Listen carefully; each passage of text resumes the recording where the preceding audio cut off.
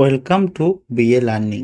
আজকের এই ভিডিওতে আমরা বাঁকুড়া জেলা থেকে সাধারণ টেট পাস প্রার্থীদের নিয়ে যে একটি মিট আপ এবং ডিপিএসসি অভিযান করে ডেপুটেশন কর্মসূচি গ্রহণ করা হয়েছিল সে সম্পর্কে আলোচনা করব।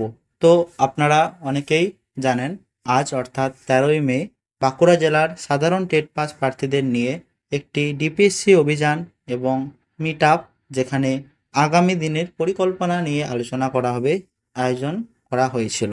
তো সেই মতো আজকে সকাল 10:30টার সময় বাঁকুড়ার তামলিবাঁধ স্টেডিয়ামের সামনে বাঁকুড়ার সাধারণ টেট পাস প্রার্থীরা উপস্থিত ছিলেন।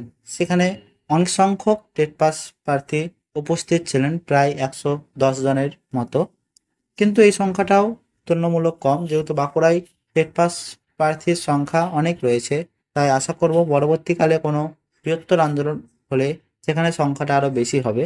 তো আজকেও এত প্রচণ্ড গরমের মধ্যে যে সংখ্যক টেট পাস প্রার্থীরা এসেছিলেন তাদের সকলকেই অসংখ্য ধন্যবাদ জানাই। তো আজকে নির্দিষ্ট কথা মতো প্রথমে সকলের সাথে একটি মিট আপ হয় এবং কিছু আলোচনা হয় পরবর্তী পদক্ষেপ নিয়ে, যেখানে বৃহত্তর আন্দোলন কীভাবে করা সম্ভব। সেখানে বাঁকুড়াকেই পথ দেখাতে হবে, কারণ বাঁকুড়াতে টেট পাস প্রার্থীর সংখ্যা অনেকটাই রয়েছে। তাই সেসব নিয়ে বেশ কিছুক্ষণ আলোচনা হওয়ার পর নির্দিষ্ট পরিকল্পনা অনুযায়ী বাঁকুড়ার ডিপিএসসি অভিযান করা হয়। সেখানে সদ্য ঘটে যাওয়া পেহেলগাঁও অ্যাটাকের শিকার হওয়া ব্যক্তিদের এবং যে যুদ্ধকালীন পরিস্থিতি তৈরি হয়েছিল সেখানে শহীদদের শ্রদ্ধা জানানোর জন্য 1 মিনিট নীরবতা পালন করা হয় এবং প্রতীকী পথ অবরোধ করা হয়। এরপর সকলে ডিপিএসসিতে গিয়ে ডিপিএসসির যে চর্চা রয়েছে সেখানে অবরোধ করেন এবং ডিপিএসসি চেয়ারম্যান মাননীয় শ্যামল সাঁতরা মহাশয় কথা বলার জন্য কিছুজনকে ভিতরে ডেকে নেন। সেই মতো একটি ডেপুটেশন কপি নিয়ে আমাদের কিছু প্রতিনিধি দল সেখানে স্যারের সাথে আলোচনায় যান।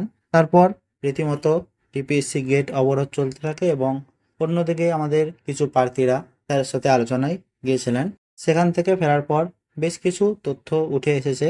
সেগুলি হলো, ওবিসি কেস মেটা না পর্যন্ত এখনো পর্যন্ত কোনো রকম নোটিফিকেশন আসার সম্ভাবনা কম রয়েছে।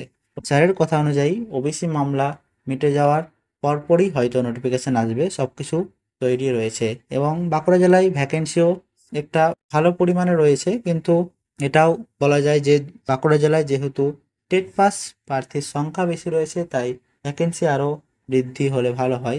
কারণ প্রতিনিয়ত ভ্যাকেন্সি বেড়ে চলেছে, তাই আপ টু ডেট ভ্যাকেন্সি দেওয়া যাতে হয় সে নিয়ে স্যারকে অনুরোধও করা হয়েছে। এ বিষয়ে আরটিআই করার কর্মসূচিও গ্রহণ করা হবে। আরটিআই ফরম্যাট আমি পারলে গ্রুপের ডেসক্রিপশনে দিয়ে দেবো, সেখান থেকে আপনারা আরটিআই ফরম্যাটটি নিয়ে আপনাদের নিজেদের জেলায় আরটিআই করে দেখতে পারেন কত ভ্যাকেন্সি রয়েছে। বাঁকুড়া জেলাতেও যারা আছেন তারা অবশ্যই করবেন। আর বিশেষ কিছু আজকে হয়নি, কারণ এভাবে পারমিশন নিয়ে আন্দোলন করলে সেভাবে কোনো কিছুই ফল আসবে না। আমাদের মূল লক্ষ্য হওয়া উচিত এপিসি ভবন ঘেরাও করা। তাই এই জন্যই জেলায় জেলায় এভাবে মিট আপ করা হচ্ছে এবং অনেক জেলাতে ডিপিএসসি অভিযানও করা হচ্ছে। তাই সেগুলিতে আপনারা যোগদান করুন। এখানে কোনো নেতা ছাড়াই সাধারণ প্রার্থীরাই নিজেরা উদ্যোগ নিয়ে এই কর্মসূচি গ্রহণ করেছে। তাই সকলকে অনুরোধ করব আপনারা সেসব কর্মসূচিগুলোতে অংশগ্রহণ করুন এবং একটি বৃহত্তর আন্দোলন প্রস্তুত করুন, যাতে আমরা একবার গিয়েই নোটিফিকেশন ছিনিয়ে আনতে পারি। নোটিফিকেশন কিন্তু কোনোভাবেই পারমিশন নিয়ে আন্দোলন করে পাওয়া যাবে না, একমাত্র এপিসি ভবন ঘেরাও করেই নোটিফিকেশন আনা সম্ভব। তাই সে সম্পর্কে ভবিষ্যতে যখন বৃহত্তর আন্দোলন করা হবে, আশা করি আপনাদের সকলকেই পাশে পাওয়া যাবে। তাই নিজেদের জেলায় খোঁজ খবর রাখুন। প্রত্যেক জেলায় জেলায় আস্তে আস্তে এভাবে কর্মসূচি হচ্ছে। অলরেডি মুর্শিদাবাদ এবং বাঁকুড়া জেলায় হয়ে গেল, এরপর নদিয়া জেলা, উত্তর দিনাজপুর এসব জেলার কর্মসূচি আগামী দিনে রয়েছে।